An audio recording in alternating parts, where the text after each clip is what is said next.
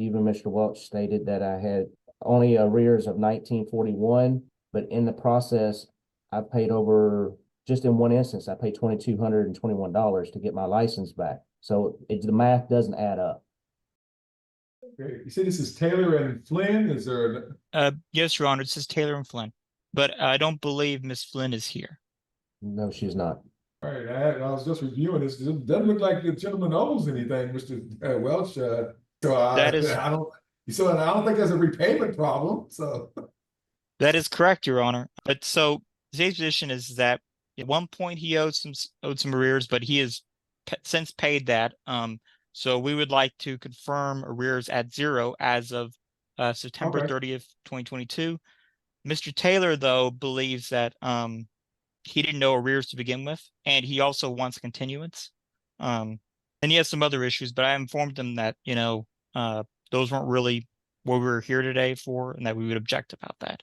all right, Mr. Taylor, you requested the court to grant you a continuance for the opportunity to either have an accountant, a financial advisor, or a lawyer go over this matter, because what I'm getting from the inference is that you feel like you may be in future pay and that you may have overpaid, and the court needs to make a record of that or show that in the record, sir?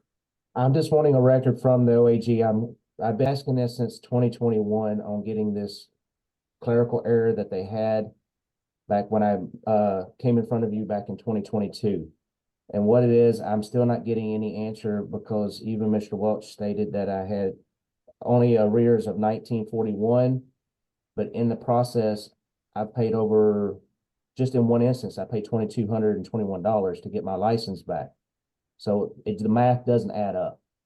All right, sir. Well, again, the only thing the state has, and normally uses, is your financial activity report. Did you get a copy of that from the day, sir? Yes, sir. I've got the activity reports, but what I'm trying to figure out is that in your court order, you stated from July of 2022, there was no interest to be a charge to the arrears.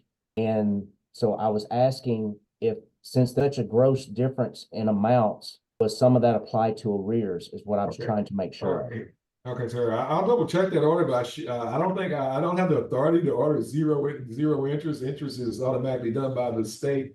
No, let me look at your old order no. and see what we're talking about here. And obviously, you may need to get your own counsel on this one. Okay, so we had an order to confirm your arrears back in 2022. And sir, yes, Your Honor. So the interest was not to begin accruing until July 1st, 2022, according to the old order. We would also like to confirm that that was, in fact, ordered per law.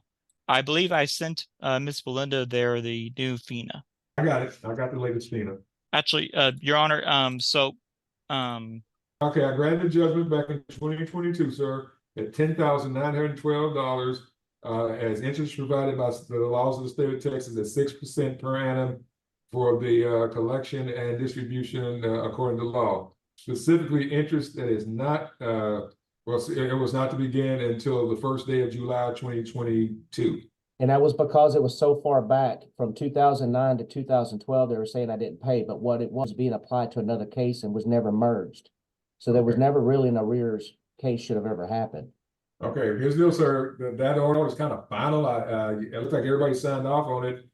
And if you're asking for any type of adjustment that prior to that order, you really might need to talk to a lawyer about that one, because I may not be able to touch that, sir. Okay, because I'd already received one check from OAG for $536. I'm just trying to get a breakdown and understanding where all the, I'm not saying where it goes to as far as the child, I'm just wanting to say whether or not it's a spreadsheet saying, just like your payment history saying, all right, this was child support, this was interest, this was this. That's all I'm asking for. All right, well, sir, again, right now the state's using the financial free report they generated for me today. If you're asking me for a 30-day continuance to allow you to go talk to a lawyer and see somebody who does this kind of thing for a living to look at the math for you on that, sir, or see if you can figure it out yourself, I'll do that. Just to allow you the opportunity to confer with counsel. This is probably the first hearing on this matter. But again, going back behind that last order may be problematic. So I'm thinking you really probably need to talk to a lawyer instead of an accountant, or as far as the math is concerned, sir. Okay, But Mr. Welch, I've got no problem giving Mr. Taylor 30 days to go talk to a lawyer and rescind this matter for that time frame. Because again, we're looking at zero anyway, so at minimum. So I'll let him see if he can find something that will satisfy his understanding of the circumstance. I understand, Your Honor. And we'll send Mr. Taylor that reset order on that, and hopefully he can get the answers he needs. Okay. thank you, Thank Honor. you, Honor. Anyway, sir, I'll see you on August 13th. The state will send you that new reset order and Zoom code, and we'll see you then. We're off the record. Thank you, Honor. The child support calculation that was giving her so much child support had her income at $15,000 per year. When we recalculated child support, the child support was at $50,000 per year for Ms. Chilton's income. And that was what it was recalculated on. Client's kind of stuck where he's overpaid child support for years, essentially. I was not trying to be deceiving in any way.